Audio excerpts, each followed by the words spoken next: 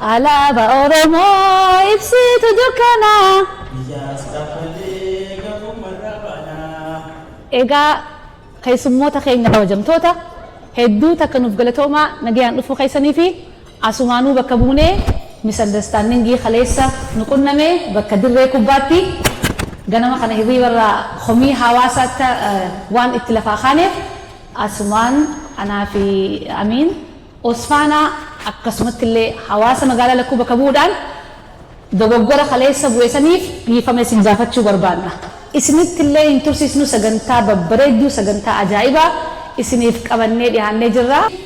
Dura taa'aa yookaan itti gaafatamaa Oromo Soccer Federation of North America yookaan Osfaanaa obbo Abdiidhaan sagantaa isinii jalqabnaa mee harka keessan nu rukutaa fi abdii nu qeebalaa.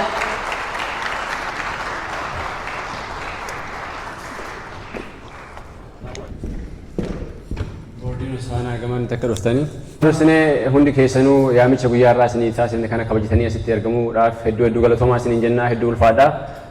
Akkuma argitan yeroo ammaa kana leegasii diinar jenneetiin diinarii qopheessineetiin sitti argamna jechuudha. Jalqaba irratti leegasiin kunis maal akka ta'e irraa hamma tokko dubbachuun yaala waliigalatamootu hawaasni keenya biyya garaagaraa jirtan biyya hundarraa asitti argamuudhaan Osfaanaa waggaa 30ffaa isaa kabajuudhaaf asitti argamtan hundi keessanuu ulfaadhaa galatoomaa isiniin jedha.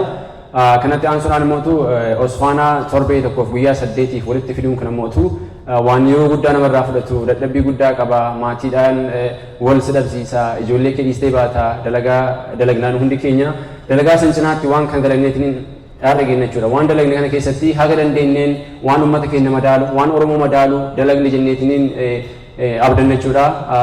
Isa kana keessatti mootu yeroo hedduu namni waa dalagu numa waa balleessa. Dalagaa keessatti waa hedduutti si mudata waa hedduu balleessuu dandeessa garuu mootu balleessaa osoo hin taane wanti nuti dalagnee hawaasa kanaaf goone hedduu irra caala jenneetiin abdanna jechuudha. Isa kanarratti mootu ijoolleen asitti argamtan kun jechuudha ijoolleen booddeera jiran kun isaanii ji'a 11 Aagustii 17 irraa kaasee miitingii jalqabaa goone torbeen guyyaa takkatti osoo iskippiin godhin miitingii taa'uudhaan dirree amma isin kaleessa agartanii akkasitti ittiin bashannantan kana argachuudhaaf ji'a 7 nutti fudhate. Ji'a 7 irratti dhamaanee yeroo hedduu rijeektiin godhaniitiin asitti argamne jechuudha. Ijoolleen kun dadhabbii tokko malee kafaltii tokko malee saba isaanii kana tajaajiluudhaaf yeroo hagasii fudhatanii yoo isinitti hin guddanne taate al takka ijoollee kanaaf amalee naa kennaafi.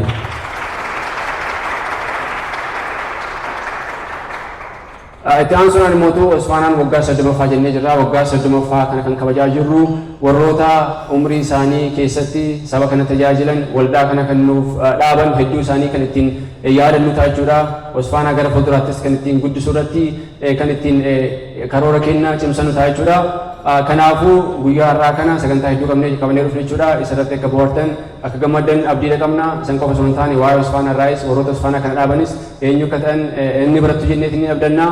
Dhumarratti mootu Osfaanaa kana milkeessuu keessatti warra booddee qofa osoo hin taane hawaasa keenya warroota baarantar ta'anii nu bira dhaabbatan hedduu isaanii galateeffachuu barbaanna jechuudha.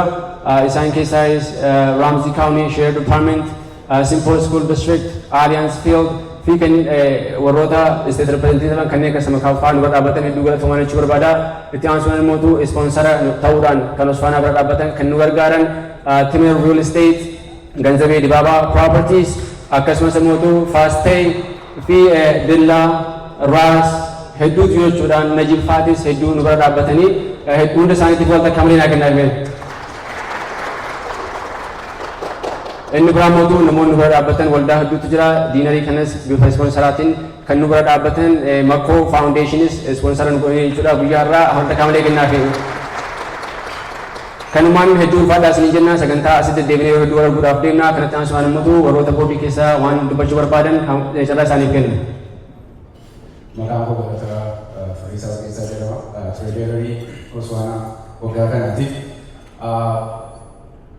ispoonsaroota inni jedheesii keessattis akkasuma Duukam Restaurant with no advertisement 5,000 nu kennuudhaani nu bira dhaabbateera baay'isii galatoomaa barbaada. Wanti itti amanu tokko any organization financially jabaa yoo ta'e waan hundumaa gochuu danda'a. Osfaanaa kan hundumaati kan hawaasa hundumaati wanti quba walitti qabnee deemu hin jiru wanta waliin fooyyeffannu akkuma sila warri MC jedhanitti ganama kana yeroo kaane there was a lot of blow up kana akka ambassador iddoo keenya taatanii namootatti akka himtan barbaanna. That was never our intention. Kana akka clarify gochuu barbaanna. Dubbii lammaffaa waggaa kana bu'aa bahii baay'ee keessa darbine bu'aa bahii sana immoo kan bareechu dadhabbii keenya kan bareechu immoo isin waliin ta'uu keessaniidha. Namooti asitti argamtan akkasumas isteediyeemii keessatti dhuftanii argamtan iddoo adda addaatti of biratti nu qabuudha. I'm here for you. Isin gargaara warri jettan maqaa dha'uun isin banan barbaachisu hundumti keessan galatoomaa jechuu barbaada. Ani wanti irratti fudhatee hojjete tokko gara dhumaatti fiduudhaafi I hope warra Oromoo Healthii wajjin hojjechuudha. But I truly want kana utuu hin jedhin darbuu yoo danda'e consciensiin koo gatiin acheeffa'uu fi front runnerii ta'ee meeshaa adda addaa fiduudhaani kan nu gargaaraa ture taphattoota siikanii first aid gochaa fitutu. I know you don't like this, but I have to say, Dr. Nagash, can you please stand up and give me a round of applause? Thank you, Amina Dafoda. I'm the Public Relations Director of SPADA. Ugang Barana Ugang Tokofakia. Garu wanti onnekiya biragay wanti natito de Barana Kaira Wajate. Video Osfana founder warra nugiralite.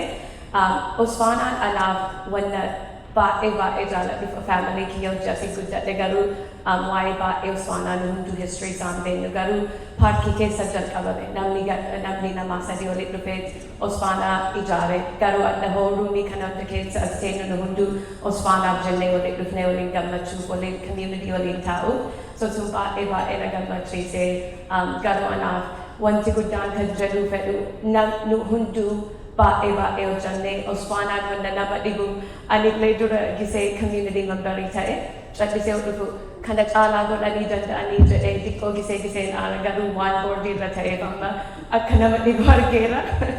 So wanti an jedhu fedhe waliin hojjechuu qabna. Nullee giseen balleessina garuu isinillee nu dhuftanii rakkoo boonu fiddan akka waliin hojjannu nu himuu qabdan callistanii kana balleessitan kana seeraan gootan hin jennu garuu hoo waliin hojjanne baay'ee I think kana caalaa yoo guddisnee dandeenya guddifnee dandeenya Osfaanaa akkuma barana Alliance Fieldi finne kana caalaa goonee dandeenya jedhee yaalaani. Garuu isin hunduu baay'ee galatoomaa akka bara baraan dhuftanii birrii keessan baastanii nuti community waliin ta'uuf ka uummata keessan hojii jiraatan. So sani anaaf baay'ee galatoomaa isiniin jedha. Duraan dursee maqaan kiyya Abduu Ibrahim Anjaani, Daafii Daayireektor Osfaanaa. Duraan dursee adas hedduu galatoomaan jaa warra as keessan waqtii keessan fudhattanii as dhufuu argamchuu keessanii hedduu nama gammachiisanii ammallee bakka jirtanitti ilmaan keessa maatii keessa rabbii fayyaa hundi isin haafannu. Itti aansee waan ammatti godhu jirru kun waan laafaa miti waa hedduu keessa dabru jirra.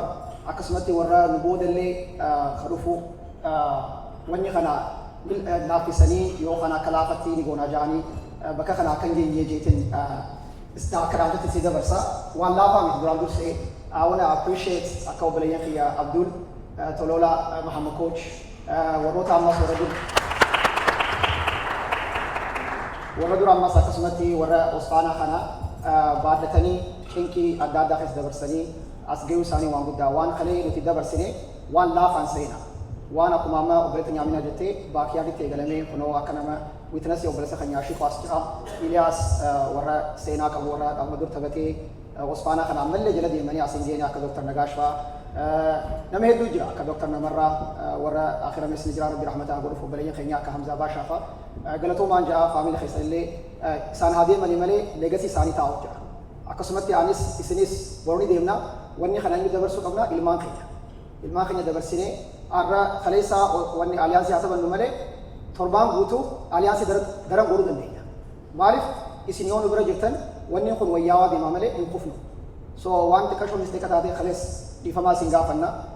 Lammada ammaas waan karaa fiildi sunis misteeka nuti goones fuulduraaf tattaaffii goonee akka sikir goonee akka nama ture daarektaraa akka nama cuftii nu boordii kool itti wal mari'aannee wanni sunni ta'a jennee expecting goonee but it is what it is. Hawasa kenyelle osoo waan chaaf gaartiin kanneen maqaa takka takkaan yaamnee waan isaan itti laffaan torbaan guututti osoo hin dabarsin akkanumatti qilleensarraa waan chaafi piraayisii kanneen adda bahuu keenya xiqqashoo qirnaan jedhee akkanuma takkatti akkanuma atlee daayirektaretti I will love gidduutti dhaabbannee waan chaasan nama takka takkaan yaamnee namoota nu dura dabrees galatoomaa jennee silaa kan hedduu bareeda.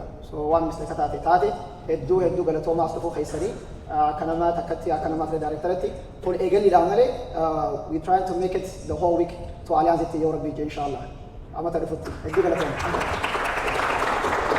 Kaki yang Mukhtar Musati, project manager Uspana Bara kanati.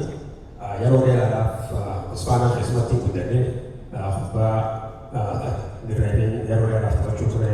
Eegas ammoo voluntarily Uspana every year I'm there helping out. But this year I took on responsibility. So akka project manager hojjedhaama.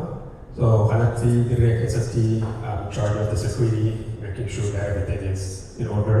Gara biraatiin ammoo waa'ee konseptii irratti obbo Kamarfaa nama hundaa waliin kominikeetii godhuudhaan konseptii kana qopheessuudhaan irratti hojjedhee akkuma isin agartan kanatti akka biyya keenyaatti hojii adda hirannee wal gargaaraa bakka barbaachisutti teamwork waan jedhamu sun itti fayyadamaa waan isin agartan kana asiin geenye akka nama tokkootti ani hunda wanni hawaasa xiyyaafatu I always like to look at others warra nudura gurguddatee ilaaluu fedha gideen isaan akka positive hinaaffaan itti dhaga'ama. And I always say why not us? Alliansii kanatti yoo uummanni biraa taate namni keenya maaliif bakka tana hin dhufne? Nutiis baatii sagalee dalannee we can do it waan jedhamutti namana. But this year I really appreciate these guys. We took a lot of risk. Hedduu wal dura dhaabbachaa waa hunda analyze godhaa riskii gurguddoo tana fudhannee uummata keenya uummata diaspora addunyaarraa tokkoffaa gubbaa kanaa bakka kanaa godhate keessaa Oromoo ta'uudha. I'm very proud of this group for checking their risk. Akkasuma uummanni keenya riskii nuti fudhanne sun especially on Wednesday we received a message. Maaseejitu maal jedha bakka kana nama kuma kudhanii qabatanii tikeenyi gurgurame nama 173 guyyaa lamaa isinii hafe. This is impossible. We have to change the capacity to 3,000 Ujjana. So thanks to Jelani, he had to put something together to convince them to make it 5,000. Explain what it is last minute. Kazia Sani 2,080. Get it? Yeah. So kanafu once you take the day, one kana arkane. So akasi namni kenya guyya ko heta tigabe. Namni kumija sene namni kumala makol tihire. So I'm proud of my people for not letting us down. You make us proud. You guys gave us the confidence that next year or in the future we will take a risk to elevate our people because we know that you guys have our back. Thank you, Jelani. Timi kia wana tu dedeti diraso ilmu gabapsa. Akan Mukhtar jedhetti Allianz fiildii kana argite rakkoo hedduu keessa baanee dhufne ji'a sagala kana dubbii kana keessa deemaa turre akka inni jedhetti warri walitti dalaginaa turre kaleessa waan jedhan kootii isaaniitiin akka isaan jedhanitti I've never been surprised this much jedhan maaliifi yeroo tikkeetta on Friday laalanii 200 qofatti nama muratee ture I've never been proven this wrong jedhan. So we're very proud of you. Thank you for all of you for showing up. This team has been an amazing team. We've worked really hard. No matter akka Mukhtar if you mara jedhetti armaan duratti deemnee risk ofirratti risk yoo fudhannee fagoo geenna tiima gaafa jiru qabnellee paarkii irraa jalqabnee amma kunoo professional fiildii geennee jirra. So visionii keenya akkuma jalqabneen boodii kanatti waan jenneen professional fiildii tiima keenya geessuu seenaa jennee jalqabne. San kun akkasii goone isanillee baatanii Oromummaa keessan mul'iftanii galatoomna. Maqaan kiyya Abdul Malik Muhammad Hussein yookaan Zilla Anjaanii taphataa kubbaati. Wannan dubbii akka isinitti hin dheeressu hundi keessanuu galatoomaa isiniin jedha. Oromoo yoo akkanatti waliin ta'e hedduu bareedanii wanni jedhamuu barbaadame hundinuu dubbatameetiin jira. Toornamentiin kun hogguu eegalu tiima afuriin eegalamee Torontoo 3rd anniversary har'a fudhatanii tiima 6 eegalame amma kuno hanga tima sodomi jalati kamna kaje chorbade team Oromia Toronto congratulations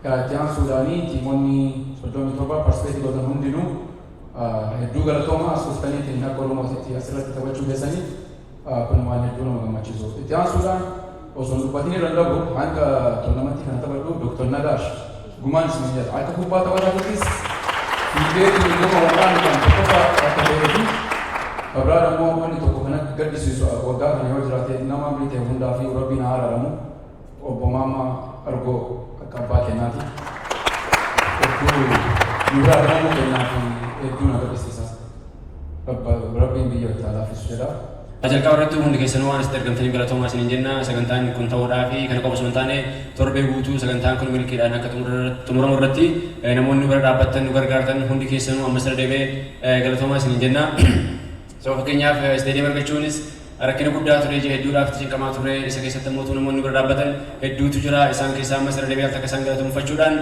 keessattuu warra Executive Team, Board of Trustees, BOD, Board of Directors namoota karaa dhuunfaatiinis nu faana ta'anii halkanii guyyaa nu bira dhaabbachuudhaan fakkeenyaaf Dr. Jean nu keessa jechuudha Dr. Jean Alliance Field argachuu irratti namoota nu bira dhaabbatan nu gargaaran isaa wajjinis connection hariiroo waan qabanii fi dirree Alliance Field dirree guddaas argachuu irratti namni addunyummaadhaan hedduu nu bira dhaabbatan Dr. Jean hedduu galatoomaa isiniin jenna. Kanneen biroos Osfaanaa bara kana ispoonsaratoodhaan kan nu bira dhaabbatan amma sirra dabuudhaan qabeenya atileetii teenya beekamtuu Ganzabee Dibaabaa Properties tuujjanitti argama hedduu galatoomu jenna. Bara dhuftee akka nu biratti argamtu gamanumaa yaamsiniif dhiyeessina akkasuma Faasfee Fistoom ati hedduu galatoomu ispoonsara keenya olaanaa bara kanaati inni biraa mootu Timir Real Estate'inis nu gargaaranii jiranii hedduu galatoomaa isaanii jenna. Hedduu sitti dheeressu haasaa hedduutu ture walumaa galatti uummanni keenya Osfaanaa bara kanaa waggaa 30ffaasaa haala milkiitiin akka xumuratuuf kan nu bira dhaabbatan hundi keessanuu hedduu ulfaadhaa isiniin jenna sagantaan keenya harmaan xumuramaa gama mana keessanitti rabbi nagaan isin haa galchu waggaa dhufu ija gammachuutiin walaa garraa galatoomaa ulfaadhaa